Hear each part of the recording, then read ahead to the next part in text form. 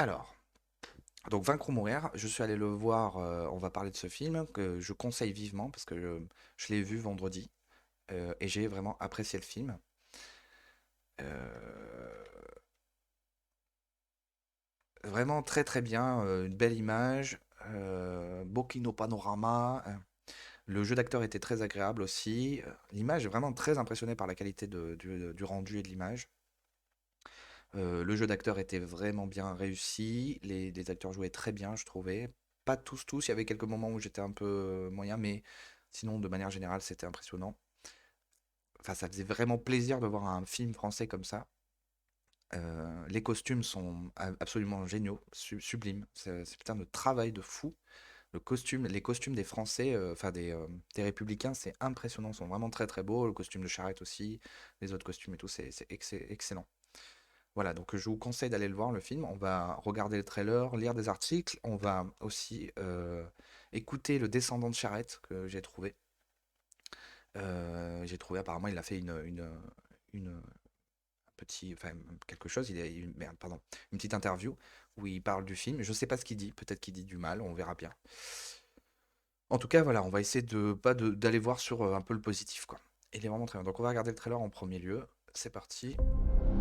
La Convention nationale a décrété la levée de 300 000 hommes pour combattre à la frontière de l'Est. La paix.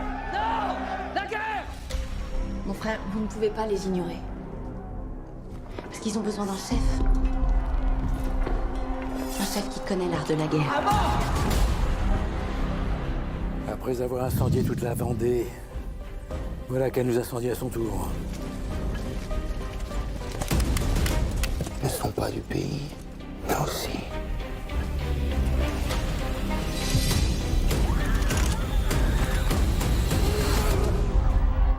L'armée qui nous fait face est, dit-on, la meilleure du monde. Mais ces soldats, nous pouvons les vaincre!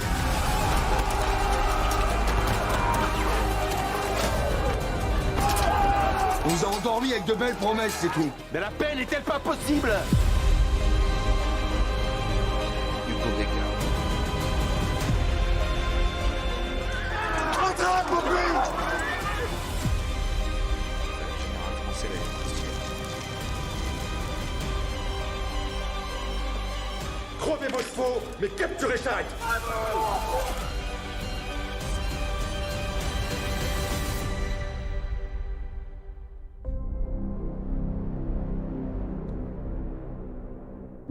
Je savais pas que Bolloré avait participé. Bah pourquoi pas, hein. Très bien, il faut du pognon hein, de toute façon hein, pour pouvoir faire les films. Donc le budget de Charrette, hein, l'émission, le budget c'est 5 millions d'euros. Voilà, je crois que le budget de Tirailleurs c'était 8, avec des aides du CNC, machin tout ça. Je crois qu'il n'y a pas du tout eu d'aide du CNC là. Franchement, on voyait les costumes et tout, ça déboîte, hein, franchement. Là, ça c'est Général français qui est vraiment cool. Donc, je vous conseille d'aller le voir parce que c'est vraiment un bon film. Euh, Moi, c'est pas un reproche. Le vrai truc qui m'a perturbé, c'est de voir en fait qu'il y a un manque de budget, pas en termes de qualité de rendu d'image et tout ça. C'est que, bon, je pense que quand vous regarderez le film, vous aurez comme moi peut-être en tête Braveheart ou d'autres films comme Gladiator et tout ça. Mais bon, le budget, tiens d'ailleurs, juste, je veux voir. Budget Braveheart.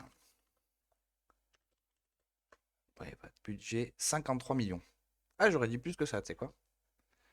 53 millions de dollars pour Braveheart et Gladiator, donc le même budget, 103 millions de dollars pour Gladiator. Donc c'est à peu près les budgets qu'il y a pour Astérix là. Astérix c'est 65 millions là je crois. Il y a les Mousquetaires aussi qui va sortir, c'est 71 millions. Donc qu'est-ce que ça implique ce budget qui était assez bas, hein, 5 millions, hein, et la qualité est vraiment au rendez-vous, c'est impressionnant, vraiment très très impressionnant. Ce que ça implique, c'est qu'il manque, je pense, des petits passages, enfin des passages où il y a une vraie bataille en fait. Il y a des batailles, mais on voit qu'ils sont obligés de filmer en plan serré parce que justement ils peuvent pas faire des grands angles où on verrait la bataille se dérouler, quoi. Et donc c'est le truc que je regrette, mais je le regrette pas par rapport à ce qu'a fait la production. Je regrette qu'il n'y ait pas plus d'argent. Donc c'est pour ça qu'il faut soutenir à fond ce film, parce que peut-être on aura des putains de films épiques. Donc en gros la référence que j'ai, donc c'est Braveheart, et dans Braveheart, par exemple la grande bataille où il gagne, au tiers du film, je crois, on voit l'armée de William Wallace qui arrive, ça prend du temps, elle se place, tac tac. Après, on voit l'armée anglaise qui arrive massive avec les unités toutes armurées, quoi. Qu'elle est lourde et tout, on la voit descendre la colline face à la petite armée de paysans qui ont des faux et qui commence à prendre peur. Ensuite, il y a le discours en fait de William Wallace qui arrive pour galvaniser les troupes, et ce discours est juste ultime, un peu comme le discours dans Le Seigneur des Anneaux du roi. Et après, la bataille est incroyable. Et ça doit durer au moins 20 minutes dans le film Braveheart. Là, en fait, les batailles dans Vaincre ou Mourir, elles sont un peu courtes, même si elles sont stylées, hein. Il y a des petits passages quand même bien cool, mais justement, moi, je trouve que c'est ce qui manque, c'est-à-dire un temps où on voit la bataille. Et voilà, c'est vraiment le seul truc, le seul reproche que j'aurais pour le film, parce que tout le reste est plutôt très bien fait. Alors, je connais pas très très bien la Révolution française, donc je ne peux pas dire si c'est valide ou invalide, mais je pense qu'ils ont quand même retranscrit à peu près une partie. Bien sûr, ils sont concentrés sur un seul général, qui est ce général Charette, qui est un... C'est quoi? C'est Anatase Charette, avec un long nom, un noble. Je sais pas si... Oui, je crois que c'est un noble. En tout cas, c'est un ancien de l'armée de la marine qui s'est battu pendant la guerre d'indépendance aux États-Unis. Et donc, les gens vont venir le chercher pour défendre la Vendée. Et c'est concentré sur un seul général, alors que j'ai de la Vendée. Alors j'imagine qu'il y a eu plusieurs généraux, mais que celui-là est le plus emblématique. Donc c'est celui-là qui a été choisi.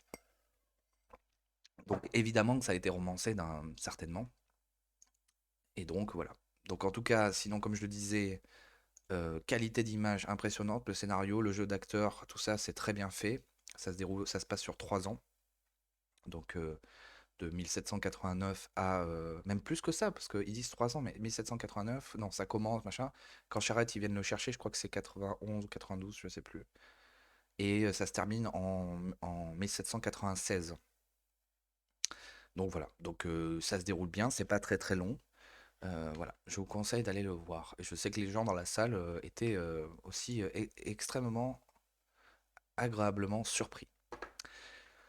Donc ce qu'on va faire, c'est qu'on va écouter tranquillement donc Le Descendant de Charette. Que je suis tombé sur ça, je me suis dit que ça pouvait être intéressant. Film Vaincre ou Mourir, qu'en pense Hervé de Charette? À l'occasion de la sortie nationale du film Le Puy du Fou, racontant l'histoire du général vendéen Charette, son descendant, l'ancien député-maire et ministre Hervé de Charette, nous donne sa vision du film sur le fond comme sur la forme. Il débat également autour de la question du génocide vendéen et d'une potentielle reconnaissance des crimes de la Révolution par la République. Rencontre sur RCF d'Anjou. Alors écoutons, on va voir. Je sais pas si on va écouter les 20 minutes, mais au moins le début sur le film. Le 18-19. Mais c'est donc pas pour parler de ça sous la présidence donc de Jacques Chirac, mais c'est pas pour parler de politique intérieure ou de politique étrangère. Quoique, si on a le temps à la fin de cette émission, pourquoi pas. Mais c'est donc pas pour parler de ça que je vous ai invité, c'est pour parler de votre aïeul, François Athanase Charette de la Contrie, dont l'épopée est projetée depuis aujourd'hui sur les écrans de France pour une sortie nationale, après plusieurs avant-premières à succès, dont 2 en Maine-et-Loire d'ailleurs, dont une organisée par RCF Anjou et qui a rassemblé le réalisateur Vincent Mottez, l'acteur principal Hugo Becker et le producteur Nicolas Devilliers. D'ailleurs, vous allez pouvoir retrouver sur notre site internet un dossier avec ces différentes interviews. Alors, retour à ce film, Vaincre ou Mourir, c'est le premier film de cinéma du célèbre parc d'attractions vendéen historique du Puy du Fou, qui a à cœur de mettre en avant cette histoire oubliée des géants de la Vendée. Alors, Hervé de Charette, vous êtes un des descendants indirects, je crois, du général Charette. Quels sont vos liens de parenté, plus précisément? C'est facile à dire. Avant la Révolution, il y avait 3 branches dans la famille Charette, qui avaient des nuances dans leur nom. Hein. Nous appelons Charette de la Contrie, il y avait 2 autres branches. Et après la Révolution, c'est-à-dire en 1798, il restait un petit garçon de 4 ans, un seul, dans une branche, la nôtre, celle des Donc Charrettes Charrette de la Contrée, tous les autres avaient disparu. Donc un descendant direct de François Athanase. Oui, c'est-à-dire que François Athanase n'a pas eu d'enfant, il ouais. a eu un enfant qui est mort en bas âge, et nous descendons de son frère. D'accord. Et tous les Charrettes qui existent aujourd'hui descendent de son frère. Voilà. Mais je donne ce petit détail, c'est qu'à la Révolution, la famille Charrette a été pratiquement éradiquée. Oui. Parce qu'elle s'est tous les membres se sont investis dans la contre-révolution. Il y en a bien quelques-uns qui sont morts dans leur lit quand même, mais probablement que la plupart ou ont été victimes des événements, ou au contraire sont morts dans des combats auxquels ils ont participé. Plusieurs Charrettes en ont fait. Cette histoire de François Athanase, comment elle était racontée au sein de votre famille? Je suppose que c'est quelque chose que vous transmettez oui, depuis plusieurs générations. C'est c'est un fait politique, historique, considérable. C'est le nom le plus connu de toute la tragédie de la guerre de Vendée. Et oui, nous avons plutôt des raisons d'être fiers du comportement de quelqu'un qui s'est engagé pour ses convictions, qui a mené jusqu'au bout cet engagement et qui a au bout de ses avis pour les convictions qui étaient les siennes et qui étaient honorables. Vous avez vu ce film, Vaincre ou mourir, oui, sûr. déjà? Donc alors, il n'a pas encore dit, mais a priori, de ce qu'il dit, de ce qu'il commence à dire, ça a l'air d'être assez fidèle. Voilà.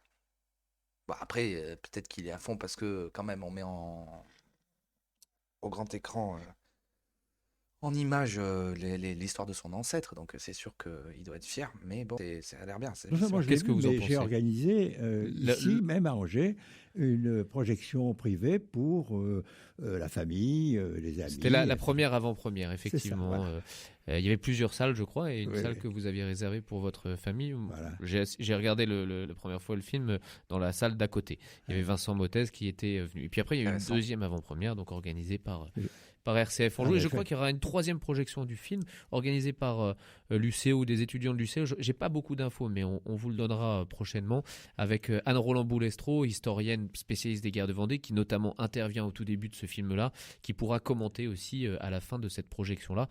C'est dans des jours à venir. Alors, ce film, qu'est-ce que vous en pensez, sur le fond comme sur la forme, Hervé Charette? D'abord, sur le fond, j'ai vu que dans la presse nationale et même dans la presse régionale, à ma grande surprise, il y avait des polémiques lancées par des gens de gauche, voire d'extrême gauche. J'ai entendu quelqu'un qui se dit historien et qui, en fait, tient des langages qui sont complètement décalés avec le monde d'aujourd'hui. La vision qu'on peut avoir de la Révolution, pendant très longtemps, il n'y en avait qu'une seule. Il fallait tout prendre. Je crois que c'est Clémenceau qui avait dit que la Révolution, c'était un bloc. Il fallait la prendre tout entière.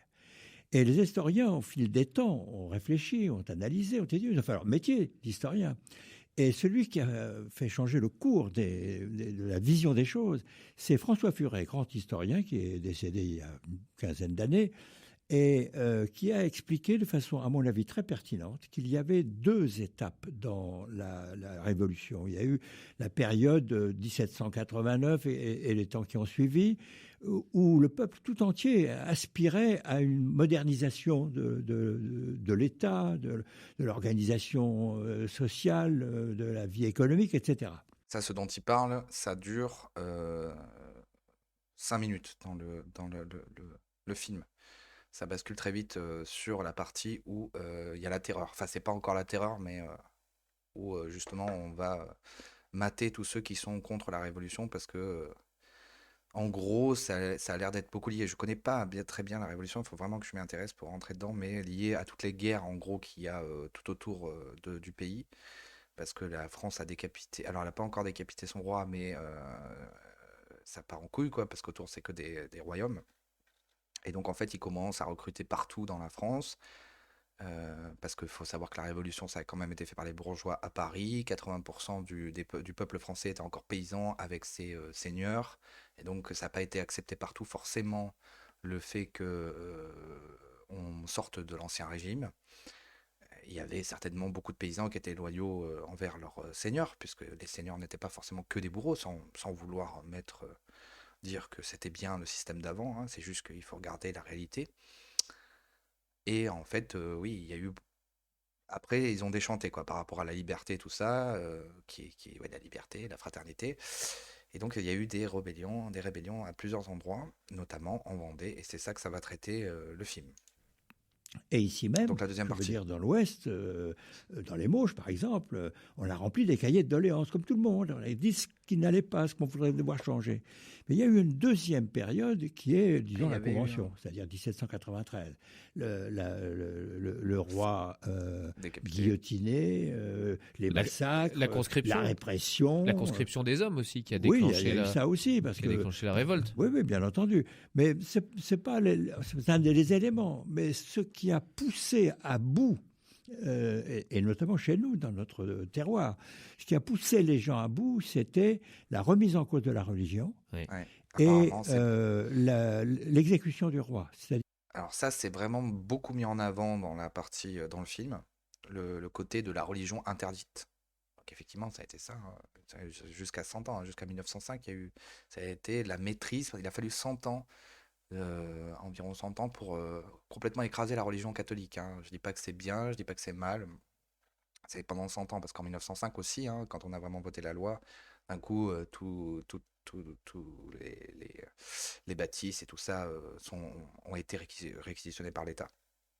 Donc déjà là, à la fin de la Révolution, enfin, pendant la Révolution, il y a eu interdiction de culte et tout, donc c'est ce qu'ils mettent pas mal en avant dans le film, avec des messes cachées, tout ça. C'est-à-dire la fin de la monarchie. Tout ce à quoi beaucoup de gens croyaient. Ils croyaient en Dieu et ils croyaient au roi. Voilà. Mais même s'ils auraient voulu des ajustements dans la vie évidemment, sociale. Beaucoup d'ajustements. Ouais. Et d'ailleurs, il y a eu des tentatives dans la période 1791-1792. Au fond, on n'était pas très loin d'avoir une monarchie constitutionnelle. Et c'est ça qui aurait pu être une issue de la Révolution. Mais en fait, comme vous le savez, la Convention, ça a tourné autrement. Tout le monde était passé au rasoir national, c'est la guillotine. Donc là, on parlait du fond, Donc le côté historique. Vous avez d'ailleurs, été... le coup de la guillotine, dans le film, c'est très très très bien représenté. Là, voilà, cette image, moi, m'a beaucoup marqué. Là, où on voit dans le trailer...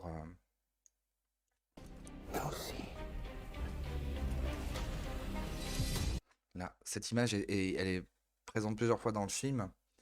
Et ça marque bien, parce que c'est vrai qu'on a guillotiné à tour de bras, hein. Cet aspect-là, c'était assez bien fait, hein, dans le film. Il faut le dire, quoi. Il faut le faire face à notre histoire, quoi. Un peu étonné de voir dans la presse de gauche ou des élus de gauche critiquer le film. Je pourrais vous répondre, c'est un peu normal. Enfin, c'est un peu de bonne guerre finalement. Si on veut, on n'est pas obligé d'être toujours les. Non, mais c'est normal qu'il y ait des critiques en fait de la gauche ou quoi, parce que ça parle de l'ancien régime et que bien sûr la gauche est contre les monarchistes et tout ça, comme avant. Par contre, la gauche, bien sûr, elle était contre la religion catho, mais bon, comme on peut dire à chaque fois, elle se couche devant l'islam, donc la gauche, est-ce qu'elle est fiable? C'est pas très compliqué de capter que non. Mais c'est parce qu'il y a eu des interviews, des articles vraiment, mais catastrophiques, quoi. L'écran large, là, l'interview est incroyable, quoi. Tu lis deux paragraphes, t'as même pas entendu parler du film. C'est juste, lui, il est d'extrême droite, le gros fasciste, et et mensonges, et trucs, et c'est fou. Et même pas, il parle du film, en fait. C'est impressionnant, quoi. C'est L'un contre les autres, on peut de temps en temps reconnaître que celui qui est en face dit pas des choses inadéquates. Et ce qui était intéressant dans ce film, c'est qu'il y a une première phase assez courte, mais qui est une sorte de rappel des événements. Et là, on voit passer plusieurs historiens qui commentent, chacun avec leur point de vue. Ils n'ont pas tous tout à fait le même point de vue sur les choses, mais on a par exemple Anne-Roland Bouletreau, qui est une angevine, une historienne. Ah oui, ça c'est très particulier. Au tout début du film, il y a 5 minutes. Ça m'a vraiment perturbé. C'est un des autres reproches que je ferais au film, d'avoir mis ça, en fait. Je trouve que c'est une erreur, en fait, vraiment, parce que ça fait passer le film pour un documentaire. Peut-être que c'était important pour les gens, je comprends, par rapport à la Vendée, par rapport à vouloir parler du génocide et tout ça. Il parle pas que de ça, il parle de la Révolution, il place le contexte. Mais en général, dans les films, le contexte, il est placé par quelque chose dans le film. Moi, ça m'a perturbé, vraiment. Je trouvais ça assez bizarre et je pense qu'il n'y a pas besoin de faire comme ça. Enfin, après, je sais pas, c'est mon avis, mais je pense qu'ils n'auraient pas dû faire ça. Ils auraient dû directement rentrer dans le film et trouver un moyen de compter le début de la Révolution. D'ailleurs, c'est ce que fait Charette ensuite. Donc, c'est pour ça que je sais pas, je trouvais ça un peu bizarre. Mais bon, c'est vrai que c'est intéressant. Mais ça fait, je sais pas, ça sort. Ça sort du film. Il y a le remarquable, Enfin, qui ça te fait s'exprime pas très entrer bien. dedans. Il y a Ronald Secher qui a des visions un peu différentes, mais qui s'exprime aussi, et c'est intéressant de l'entendre. Donc, je pense que c'est bien parce que d'abord, ça permet de rappeler les faits. Les gens qui viennent au cinéma ne savent pas forcément tout cela. C'est déjà pas mal quand même que cette histoire-là, elle arrive au cinéma. Elle a quand même été occultée pendant des années. C'est un événement formidable. Ouais. C'est un événement historique. Et je comprends que les adversaires le soulignent. Ils ont raison. C'est un événement historique de voir qu'on peut aujourd'hui parler de ces choses en disant la vérité, même si elle est difficile à entendre. Exactement. 230 ans plus tard. La vérité, c'est que les gens C'est ici énorme. ont été maltraités par le pouvoir parisien et qu'ils en sont morts. Est-ce que c'est pour autant un film dur. anti-républicain Non. Vous l'avez dit, donc Non, ce n'est pas un film anti-républicain. Clairement, non. Pas du tout. toute la sphère de gauche a critiqué le film. La Libération titrait aujourd'hui Le Puy du Fourbe. Et donc même Jean-Michel, certains putain. élus de la région, des Pays de la Loire, s'étonnent que la région finance le film. Il y a les écologistes qui sont Voilà, sur les télés. dans un tweet, c'est Lucie Etonneau, donc qui est la tête de liste des élus écologistes de la région, qui dénonçait, qui est vendéenne aussi, et qui dénonçait la subvention de 200 000 € de la région pour un film du... Ah, la région a aidé quand même. 200 000 €, putain, sans déconner. Ça va, putain, c'est que dalle sur les... Déjà, c'est pas beaucoup, 5 millions. 200 000 €, c'est que dalle, mais c'est que dalle. C'est le cachet d'un acteur, tu sais. Non, j'exagère, mais un décor, quoi. Ça va, putain, les gauchistes, là. Putain. du Puy du Fou, ou le Puy du Fou, selon elle, n'en aurait pas besoin, et elle disait qu'il est clairement anti-républicain. Est-ce que pour vous, rappeler cette histoire-là, ce combat-là interne, cette guerre civile franco-française, est-ce que pour vous, c'est anti-républicain de Non. faire ça à l'heure actuelle, en 2023 Non, je ne pense pas du tout. Je pense même qu'il faut éviter de, comment dirais-je, s'appuyer sur des événements qui ont 2 siècles pour en faire des éléments de la pensée d'aujourd'hui. Si je regarde, par exemple, vous me parliez de ma famille, comment étaient les choses, c'est vrai que dans ma famille, on regardait ces événements comme, comment dire, mes grands-parents, par exemple, avaient l'idée de continuer sur la pensée ancienne, traditionnelle. Disons les choses concrètement, on était royalistes. Ouais. Hein, bon. Mais maintenant, c'est fini.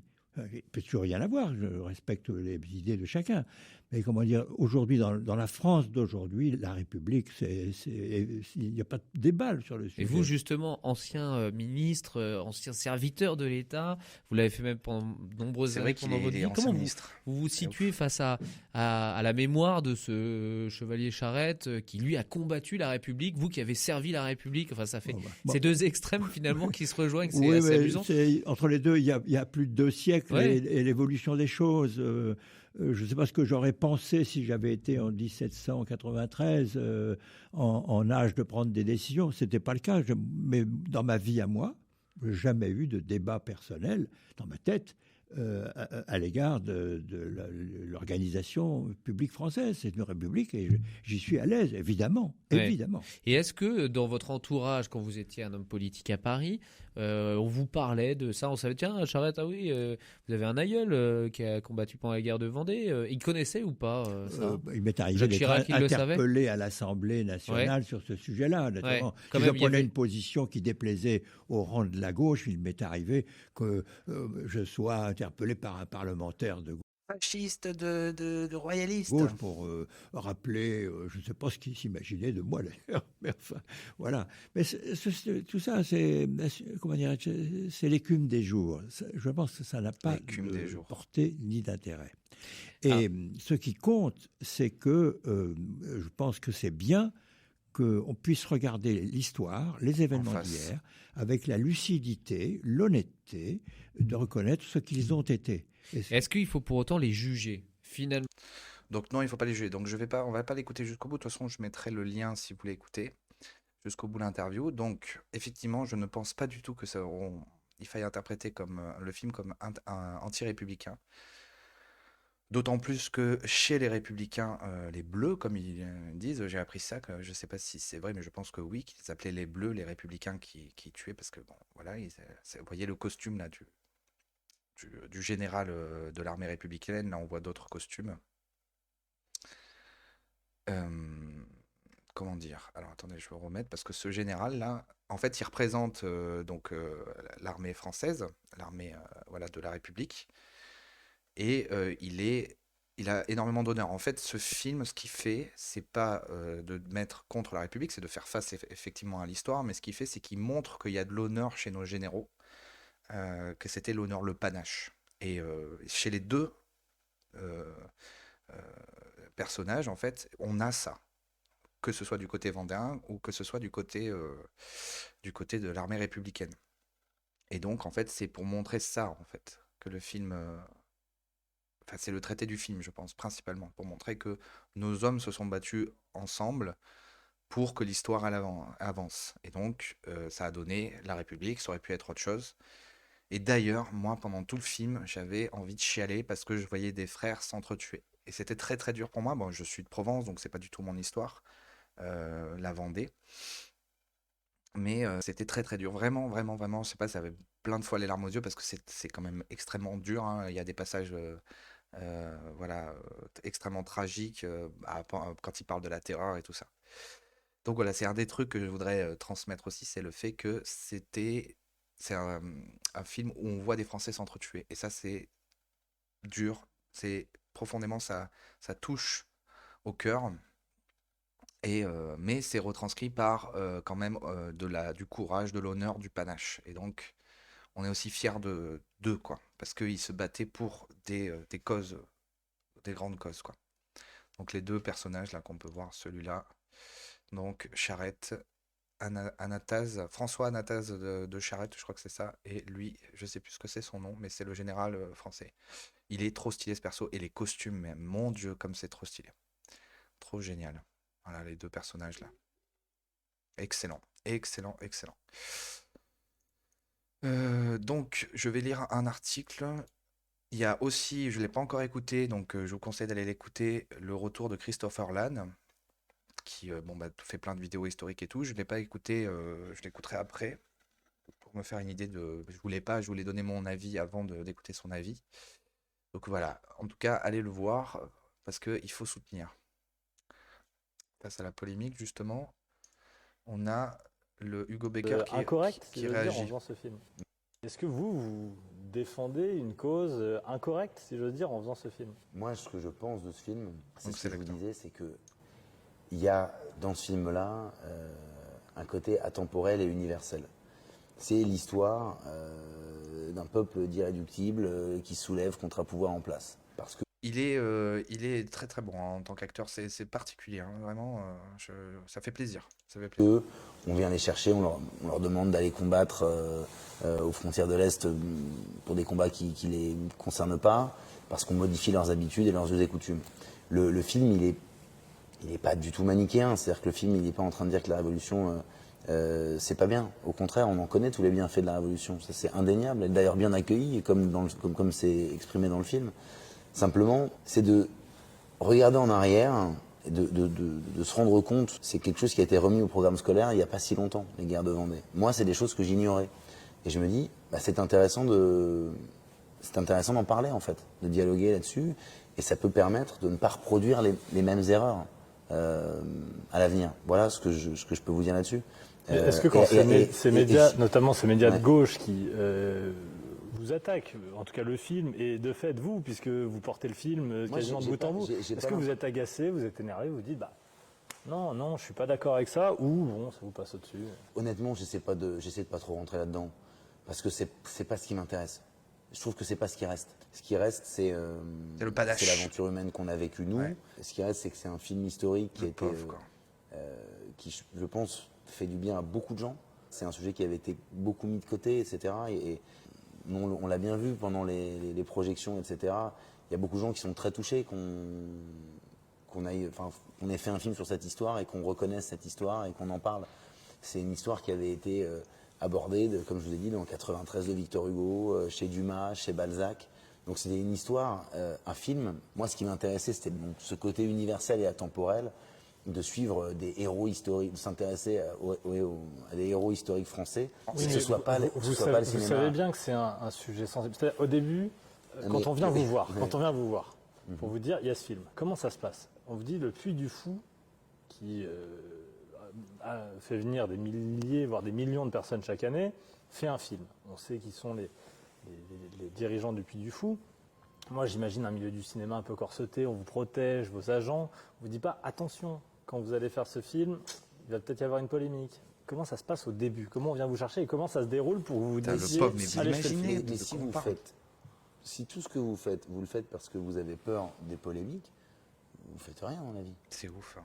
Vous m'avez dit vous-même que le film, vous l'avez trouvé intéressant. Vous m'avez dit vous-même que vous m'avez trouvé très bien dans ce film. C'est vrai. Oui, très bien. Vous m'avez fait des compliments. Un film comme ça, un film historique en France, c'est assez rare. C'est génial que ce soit pas exclusivement les Américains ou les Anglais qui racontent l'histoire de France. Moi, déjà, ça, c'est une... Là, il va y avoir le film de Ridley Scott sur Napoléon. Pourquoi c'est pas nous? Bon, après, c'est cool parce qu'on se dit que là, il va y avoir du budget. Chose très positive. Je suis très heureux qu'on fasse des films sur notre histoire. Il y a eu des chefs-d'œuvre de littérature. Pourquoi on ne se servirait pas de ces histoires-là qui sont plus fortes, qui sont presque grecques, où les personnages sont extrêmement tourmentés, puissants, etc. Et traversent des choses qu'on ne pourrait pas inventer. Ça fait des films forts, ça fait des films pleins d'émotions et extrêmement puissants où on a besoin de figures héroïques. Et en fait, il y en a plein dans l'histoire de France. Il y en a plein des deux côtés. Moi, dans ce film-là, le personnage qui est joué par Grégory Fitoussi, qui est le général Travaux, qui est mon opposant, pour moi, c'est un héros dans ce film. C'est un héros, c'est quelqu'un qui a une noblesse d'âme, c'est quelqu'un qui a des valeurs de combativité, tout comme mon personnage. Mon personnage, d'ailleurs, on voit aussi ses failles dans le film. Il commet des exactions. Il dit lui-même qu'il n'est pas un saint. On le voit sombrer un peu dans une folie, dans une obsession. Il y a une phrase de ce film, moi, qui pour moi, résume tout ce que je pense, pour vous répondre. Elle dit « La guerre nous apprend à devenir ce qu'on n'est pas ». Voilà. Pour moi, ce film, il cherche à raconter toutes les dérives qu'il peut y avoir dans la guerre, un combat. Donc l'idée de ce film, elle n'est pas du tout manichéenne, loin de là.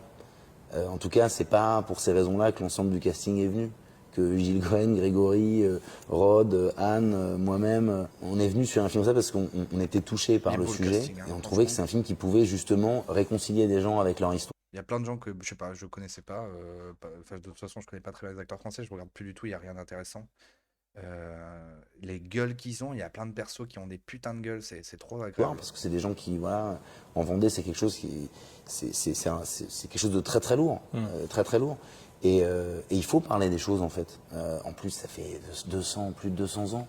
C'est-à-dire, si on peut pas en parler de façon apaisée, il y a quand même un problème, non? Donc moi, c'est pour ces raisons-là que j'y suis allé.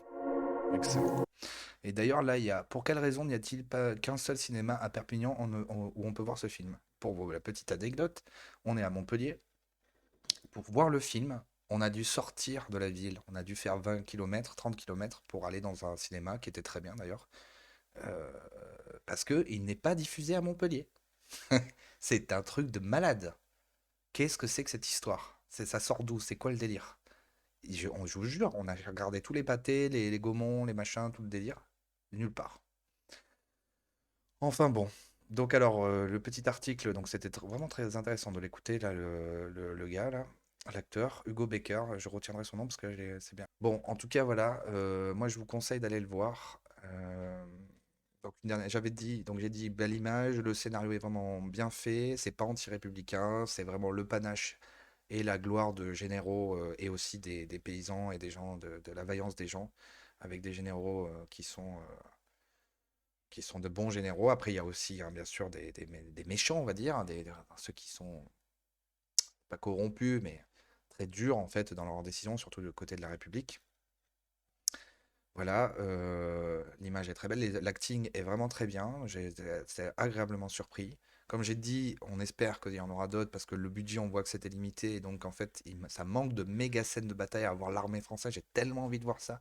Voir l'armée française alignée là avec les drapeaux là, tout ça, le drapé, les costumes là, tout ça, le drapé des drapeaux, le costume, tout ça est ultra bien fait. C'est trop agréable, c'est vraiment ce que j'adore en plus, ressentir la matière en fait des costumes. Là, c'est vraiment vraiment le cas, excellent. Les costumes des personnages sont exceptionnels. Là, je montrais cette image tout à l'heure. Voilà, que ce soit du côté des Vendéens ou du côté de la République. Voilà, voilà. Et, donc je conseille vivement d'aller voir ce film. Voilà, faites votre possible, soutenez la cause et puis même vous allez passer un très bon moment, hein, franchement. Donc voilà, n'oubliez pas de partager, de liker cette vidéo et donc